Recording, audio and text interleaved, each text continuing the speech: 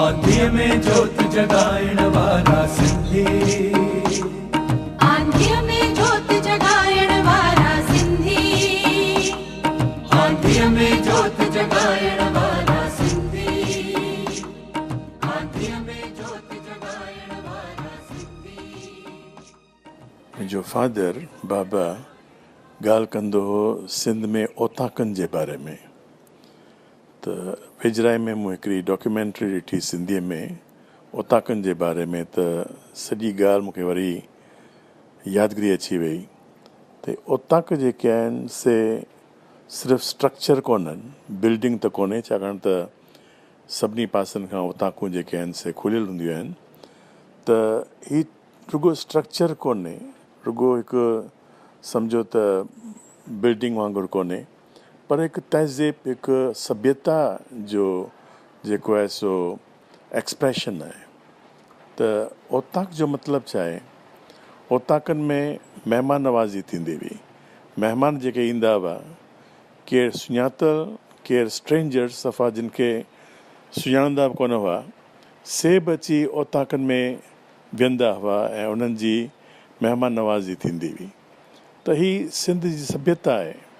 त केरु बि अचे उन खे जेको आहे सो पाणी ॾिजे, खीर ॾिजे, खाधो ॾिजे, जेको बि घर में हुजे। ऐं ओताकूं घणनि जूं जेके हूंदियूं से घर खां ॿाहिरि, कॾहिं कॾहिं घर खां चङो परे, जिते स्ट्रेंजर्स पिया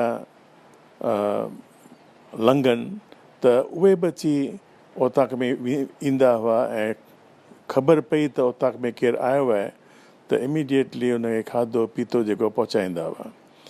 त हीअ हिकु तहज़ीब आहे, हिकिड़ी सभ्यता आहे। पोइ ओताकनि में घणेई कचहरियूं थींदियूं हुयूं, घणेई उते कल्चरल प्रोग्राम्स बि थींदा हुआ। ऐं ओताक जी ॻाल्हि थी कजे त इहा जेका सभ्यता आहे, त ॾिसो त इहा सभ्यता घणनि सिंधियुनि खे ख़बर कोन हूंदी त इहा साॻी सभ्यता जेका आहे सा जावा में, बाली में ऐं ॿियनि हंधि तव्हांखे ॾिसण में ईंदी।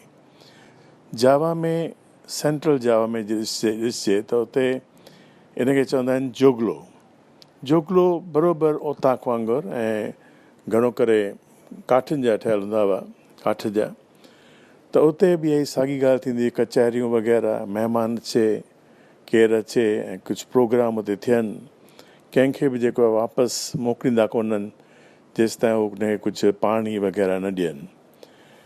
ऐं साॻी ॻाल्हि वेस्ट जावा में ॾिसजे त उते इनखे चवंदा आहिनि साऊं। साॻियो सिस्टम, साॻी सभ्यता, साॻी तहज़ीब। बाली में वरी चवंदा आहिनि वांतीलान। त हीउ सॼो ॿियनि हंधि बि आहिनि, रुगो जावा ऐं बाली में कोन्हनि, रुगो सेंट्रल जावा ऐं वेस्ट जावा ऐं बाली में कोन्हनि।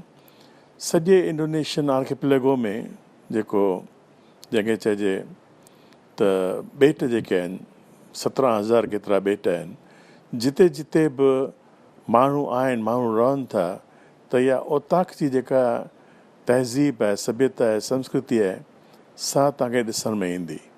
त इहो बि इन पासे इशारो थो करे त असांजी जेका सभ्यता आहे, मां जेका हमेशह चवंदो आहियां, ईरान खां वठी ऑस्ट्रेलिया जे आउटर लिमिट ताईं सॼी सभ्यता जेका आहे सा उनखे असीं सिंधु सरस्वती सभ्यता चऊं, या पोइ जेको आहे वरी जेके पर्शियन आया, अरब आया, त उन्हनि जेको आहे नालो ॾिनो आहे हिंदू।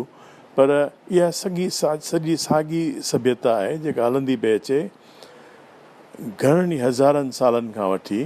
ऐं असीं सभु जेके आहियूं से सिंधी आहियूं। टेक्निकली स्पीकिंग, जीअं इंदिरा गांधी बि चयो आहे हिकिड़े हंधि, त टेक्निकली स्पीकिंग मां बि सिंधी आहियां, छाकाणि त अखर जेको इंडिया, सिंधु, हिंदू, इहे सभु सिंध मां निकिता आहिनि, सिंधू मां निकिता आहिनि।